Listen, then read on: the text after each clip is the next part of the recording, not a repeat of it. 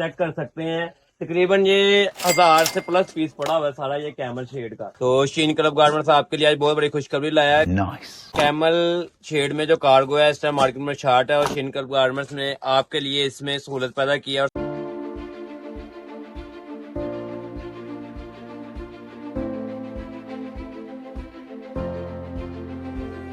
बिस्मिल्लाहिर्रहमानिर्रहीम, अस्सलाम वालेकुम रहमतुल्लाहि व बरकातुहू। तो शीन क्लब गारमेंट्स आपके लिए आज बहुत बड़ी खुशखबरी लाया है। कैमल शेड में जो कार्गो है इस टाइम मार्केट में शार्ट है और शीन क्लब गारमेंट्स ने आपके लिए इसमें सहूलत पैदा की है और आसानी पैदा की है। आपके लिए भरपूर अंदाज में कार्गो ट्राउजर में कैमल शेड में मुख्तलिफ शेडों में कैमल के कार्गो ट्राउजर आइए देख सकते हैं आप। ये सारा कैमल शेड में ही कार्गो ट्राउजर लगा हुआ है। भाई सारे सेटिंग वगैरह कर रहे हैं। इसमें मुख्तलिफ शेड है, मुख्तलिफ कलर है, आप देख चेक कर सकते हैं। तकरीबन ये 1000 से प्लस पीस पड़ा हुआ है सारा ये कैमल शेड का।